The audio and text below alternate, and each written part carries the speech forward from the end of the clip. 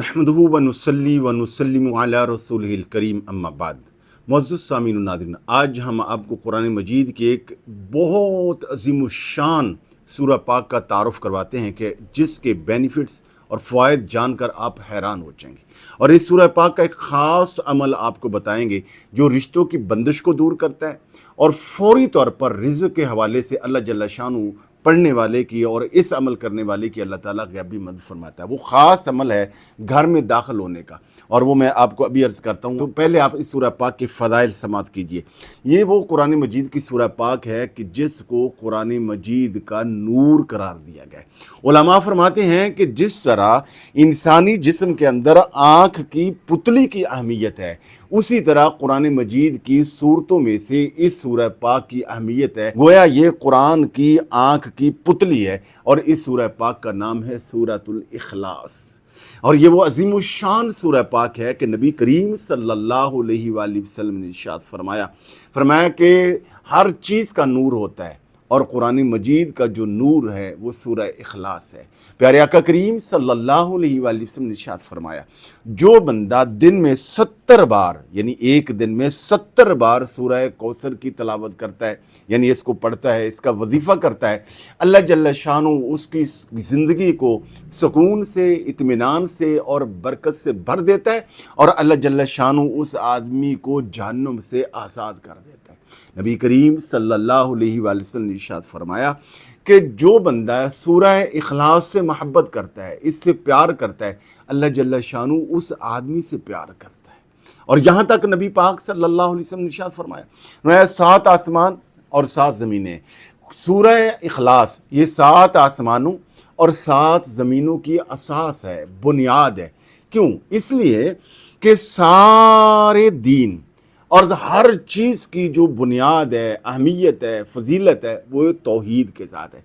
इस सूरह पाक के अंदर अल्लाह जल्ल शानु की तौहीद को खुलकर बयान किया गया है। चुनांचे रईसुल मुफस्सिरीन इमामुल मुफस्सिरीन इमाम फ़खरुद्दीन राज़ी ने अपनी मारकतुल आरा किताब तफसीर कबीर के अंदर इस सूरह पाक के 20 नाम गिनवाए हैं। और उलमा फरमाते हैं कि किसी भी सूरह पाक के मुतअद्दिद नाम होना ये उसकी अज़मत और फजीलत पर दलालत करते हैं। वो फरमाते हैं कि जनाब नबी करीम सल्लल्लाहु अलैहि वसल्लम ने इस सूरह पाक के मुख्तलिफ नामों को मुख्तलिफ मौके पर आपने खुद बयान फरमाया। उन नामों में से आप फरमाते हैं कि सूरह पाक का एक नाम है सूरतुत तफरीद, एक नाम है सूरतुत तजरीद, एक इसका नाम है सूरतुत तौहीद, एक इसका नाम है सूरतुल इखलास। इसको सूरतुल निजात भी कहा जाता है, इसको सूरतुल वलाया भी कहा जाता है, इसको सूरतुल नस्ब भी कहा जाता है, इसको सूरतुल मारफा भी कहा जाता है, इसको सूरतुल जमाल भी कहा जाता है, इसको सूरतुल मुअव्वज़ भी कहा जाता है, इसको सूरतुल समदिया भी कहा जाता है, और इसको सूरतुल मुज़क्किरा भी कहा जाता है, इसको सूरतुल नूर भी कहा जाता है, इसको सूरतुल अमान भी बोला जाता है,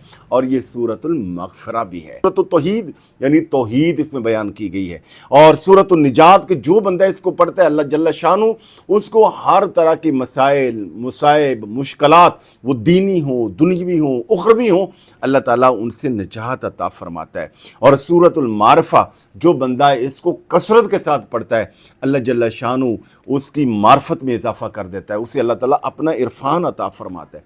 और सूरतुल अमान जो बंदा इस सूरह पाक को पढ़ता है अल्लाह ताला हर गम, परेशानी, मसाइब, मुश्किलात से अमान अता कर देता है, यानी महफूज कर देता है, सिक्योर कर देता है।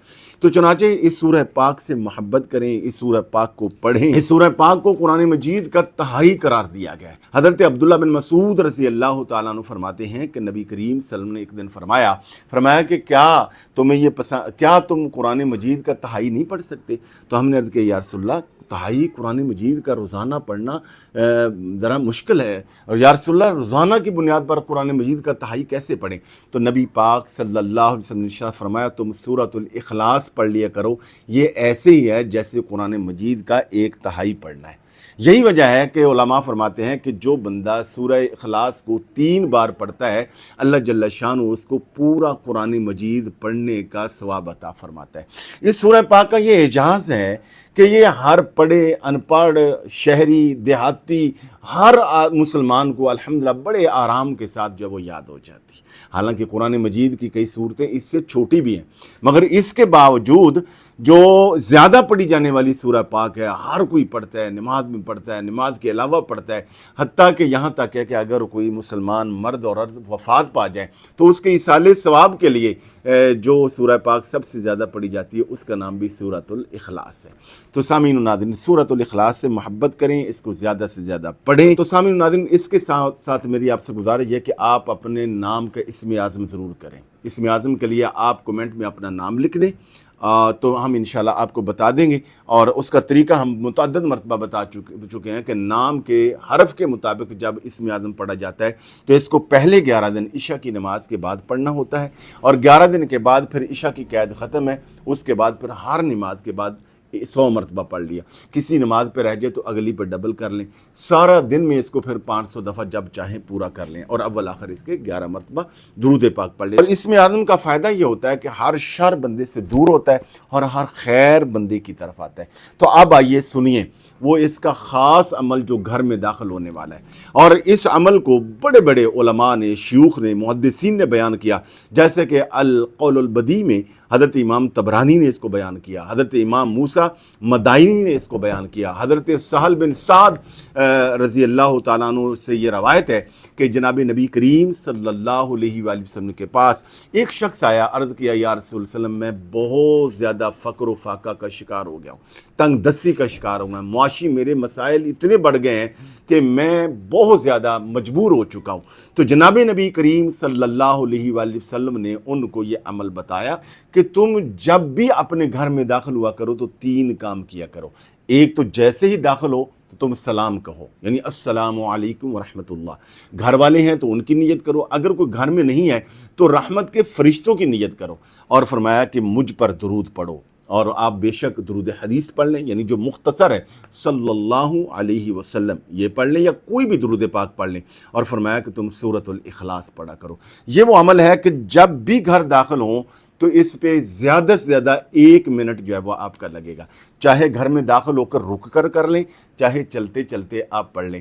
اور یہ عمل گھر والوں کو، مرد و خواتین کو، بچوں کو، سب کو یہ یاد کروا دینا چاہیے کہ جب بھی گھر میں داخل ہو تو یہ عمل آپ نے کرنا ہے. وہ صحابی رسول کہتے ہیں کہ میں نے یہ عمل خاص سورہ اخلاص کا کرنا شروع کیا، یعنی جب بھی گھر میں داخل ہوتا تو یہ 3 کام کرتا، یعنی میں سلام کہتا اور میں نبی پاک پہ درود پڑھتا اور سورہ اخلاص پڑھتا. اللہ جل شانہ نے مجھے غنی کر دیا، اتنا امیر کر دیا کہ حتیٰ کہ میرے ہمسایوں کا بھی فقر و فاقہ دور ہو گیا. کیوں کہ صحابہ اکرام رضوان اللہ علیہم اجمعین اپنے ہمسایوں کی خبرگیری کرتے تھے، ان کی مدد کرتے تھے، ہیلپ کرتے تھے، تو وہ بھی غنی ہو گئے. تو جس بھی آدمی کو آج تک ہم نے یہ عمل بتایا یا جس نے بھی یہ کیا، اللہ جل شانہ نے اس کا فقر و فاقہ نہیں رہنے دیا. اور اس کے ساتھ ساتھ آئیے سنیے کہ اگر رشتوں کا مسئلہ ہے، مرد ہو، خاتون ہو، بچہ ہو، بچی ہو، اور وہ اگر خود کرے تو بہت اچھا، اگر اس کے والدین بھی کر لیں تو پھر بھی یہ ٹھیک ہے. اسی کے اندر سورہ اخلاص کے اندر ایک لفظ آتا ہے اللہ الصمد. تو یہ جو اللہ الصمد ہے، جس کا رشتہ نہیں ہوتا، بعد نماز فجر اول آخر 11 مرتبہ درود پاک پڑھ کر 11 مرتبہ ہی یہ پڑھنا ہے اللہ الصمد، اللہ الصمد، اللہ الصمد. یہ پڑھ کے ہاتھوں پہ پھونک مار کے اپنے چہرے پر، پورے بدن پر یہ پھیر لے، یا کوئی والدین میں سے اپنی اولاد کے لیے یا بچے اور بچی کے لیے یہ عمل کر دے. اور اس کے ساتھ ساتھ یہ سورہ اخلاص رشتوں کے لیے بعد نماز عشاء، یعنی پہلا پورشن وہ ہے، دوسرا پورشن یہ ہے کہ بعد نماز عشاء اول آخر 11 مرتبہ درود پاک اور 90 مرتبہ سورہ اخلاص پڑھنی ہے. بچہ ہو یا بچی جس کا رشتہ نہ ہو رہا ہو، پڑھ کر اپنے ہاتھوں پہ پھونک مار کے اور اپنا دم کر لے. اللہ کی مہربانی سے 11 دن میں، 21 دن میں، زیادہ سے زیادہ 41 دن میں الحمدللہ رشتے آنا شروع ہو جائیں گے.